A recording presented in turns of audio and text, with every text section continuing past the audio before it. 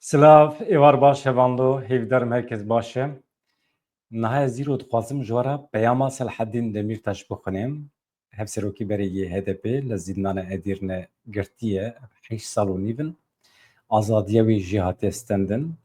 Tekoşerekî ciddî yê azadiyê, tekoşerekî ciddî yê mafê Kurdan ên netewî ye. Niha li zîndana Edirne girtiye di derbarê vê pêvajoyê de nivîsek nivîsandiye.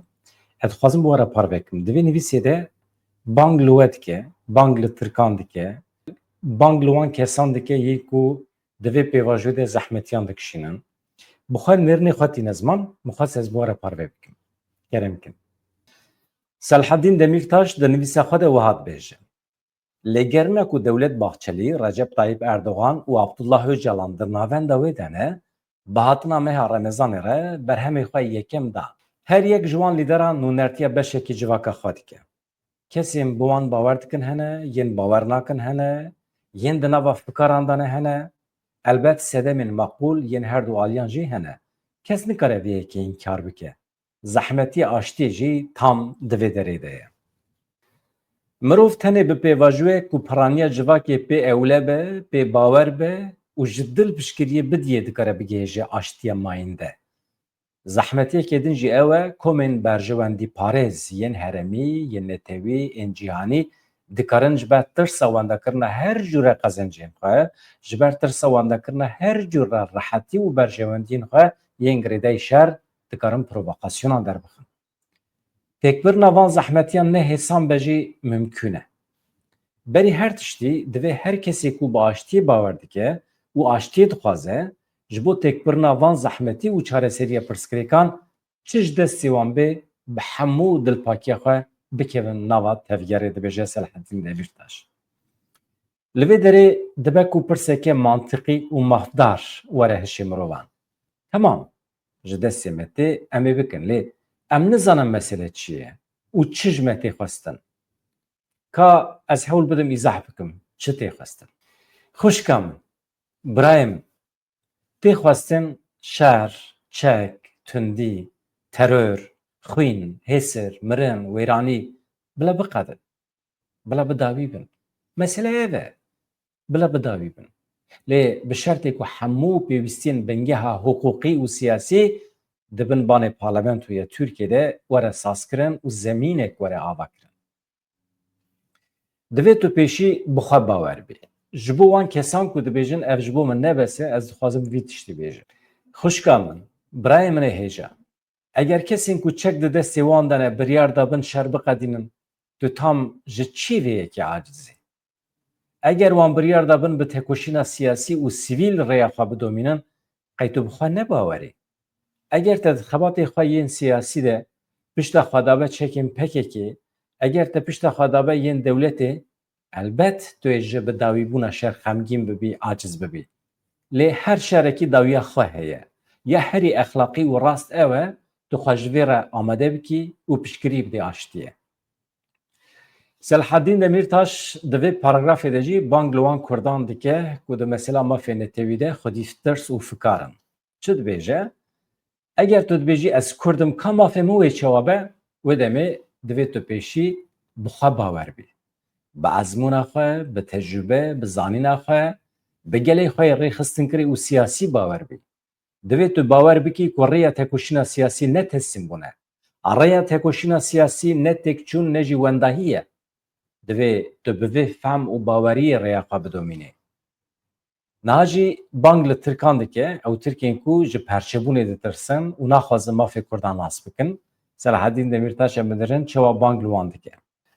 Eger tu dibêjî ez Tirkim û eger em tawîza bidin terorê gelo welatê min, dewleta min wê perçe bibe. Eger tu ji vê ditirsî, divê tu jî pêşî bi xwe, piştre jî bi xwişk û birayê xwe yê Kurd yê hezar salî bawer bikî. Eger dewlet bibe dewleta Kurdan jî û tu jî di tekoşîna wan ya ji bo jiyanekî adîl wek hev de ku bi siyaseta aştiyane didomînin, li keleka wan cih bigirî û destê wan bigirî, perçebûnê dayîna aliyekî divê bawer bikî em ê hemû bi hev re mezin bibin. Eger tereddûta te hebe û du dilî bî û dibêjî ma ev kar ew qas hêsan e, ma dibin de tiştekî veşartî tunê ye, ez ji te re vê bêjim birayê min, xwişka min. Erê ev kar ew qas hêsan e.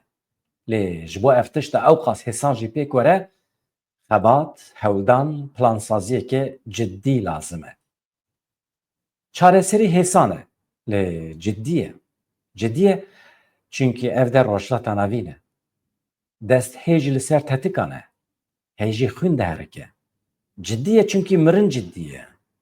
Eger tiştekî ku ji mirinê ciddîtir hebe ew jî jiyan e. Ji van her du tiştên ciddî eger tu jiyanê hilbijêrî, ev jî çawa ku ji derve xuya dike ew qas nehêsan e. Ji aştiyê metirse. Selhadîn Demirtaş dîsa di nivîsa xwe de bahsa tirsê dike. Korkma. Yani netirsin. Ji aştiyê, ji lehevhatinê netirse birayê min, xuşka min. Netirse ku Tirk û Kurd destê hev bigirin û Tirkiye mezin bikin. Netirse ji piştgiriya ku her gavên ku wê herêmê ber bê aştiyê ve bibe. Netirse ku em vê carî çekan bêdeng bikin û siyasetê bidin axaftin.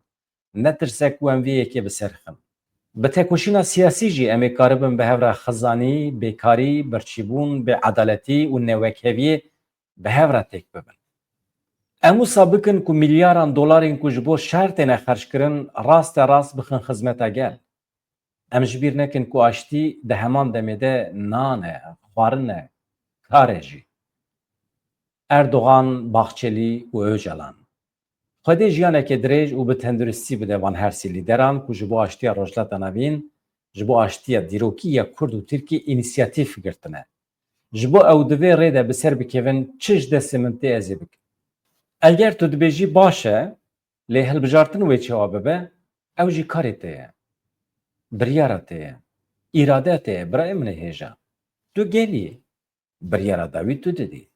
Îro kesek ji te naxwaze tu dengê xwe bidî Erdogan, bidî Baxçelê yan jî Dem Partiye yan jî bidî CHP. Ji te tê xwestin ku tu jî dilopekî avê bidî dara aştiyê. Ez ne dixwazim birayê min ê leşker ku li gabarê nobedariyê dike bimire, ne jî dixwazim birayê min ê heq ku li Qandîlê bimire. Bila her du alî dev ji gulebarankirinê hev û diberdin.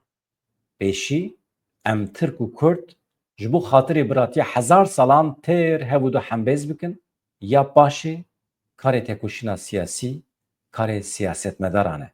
Karê me ye. Bila ev meha Remezanê êdî aştiya mayînde, biratî û aramiyê bîne. Ji bo vê werin em hemû li keleka aştiyê cih bigirin, ez li keleka aştiyê me. Heyya bi ser kevin. Belê daxuyaniya Selhadîn Demirtaş bi vî şiklî ye, bi temamî piştgirî dide aştiyê. Gelekî balkêş e. Gelek kêfa min ji vê daxuyaniyê re hat. Hem xîtabê Kurdan dike, yê ku tirs û fikar, şüphe, guman di serê wan de hene, hem jî bang li Tirkan dike ku ketine bin bandora netewêperestiya Tirkiye.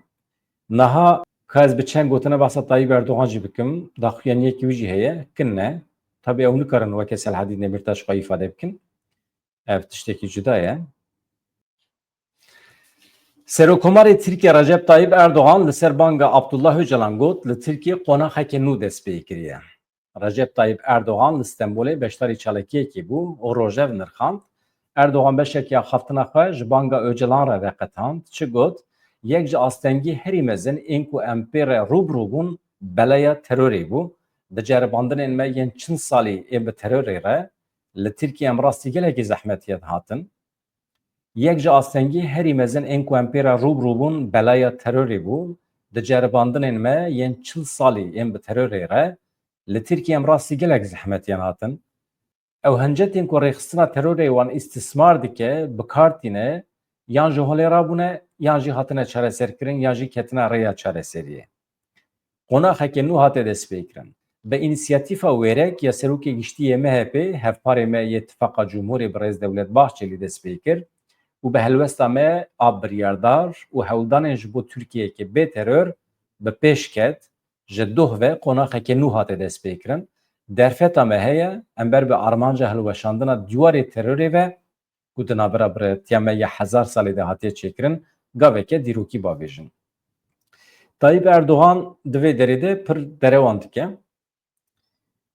Rast e qonaxeke nû hatiye dest pê kirin, lêbelê ew hincetên ku rêxistin bikartîne, mafên netewî ê milletê Kurd ne ji holê rabûne, ne hatine çareserkirin ne jî vê gavê ketine rêya çareseriyê.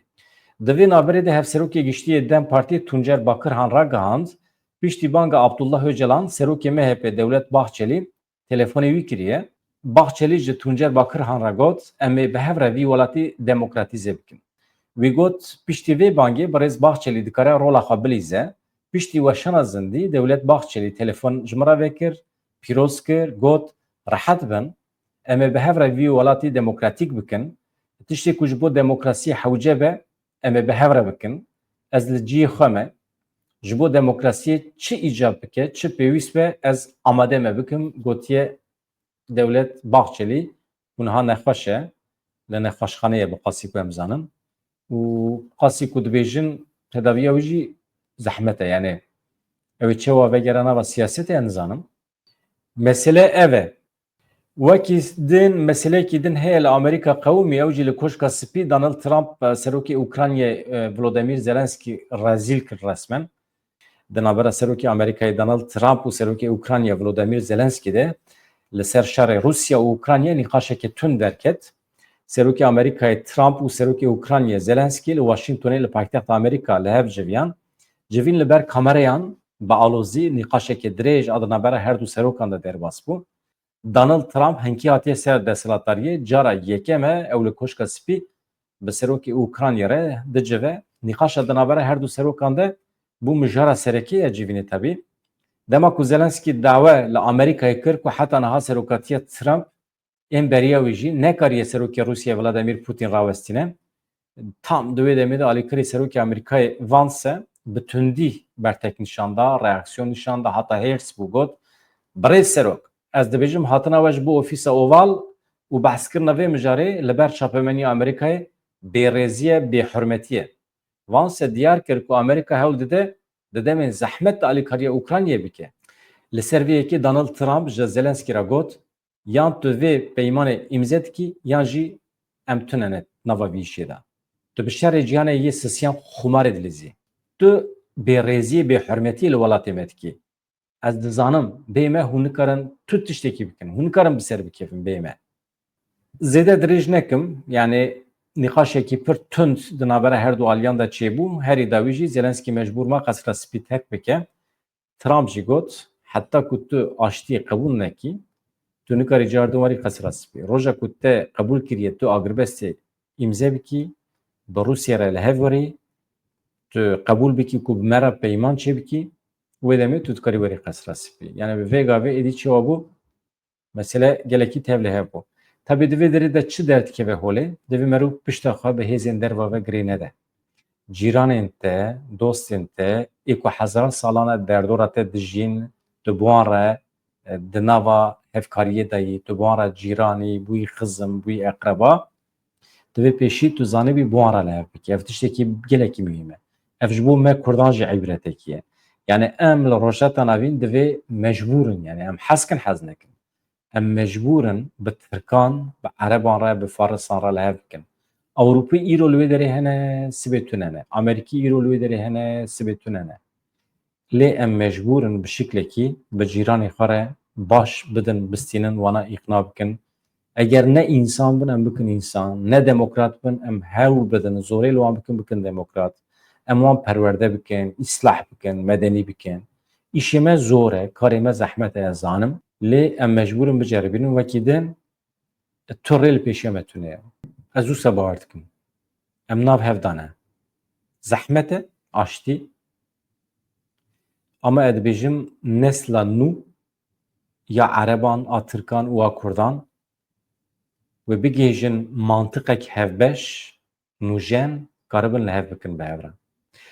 Ji kerema xwe re ji bîr nekin vîdyoyên me ê beriya niha temaşe bikin.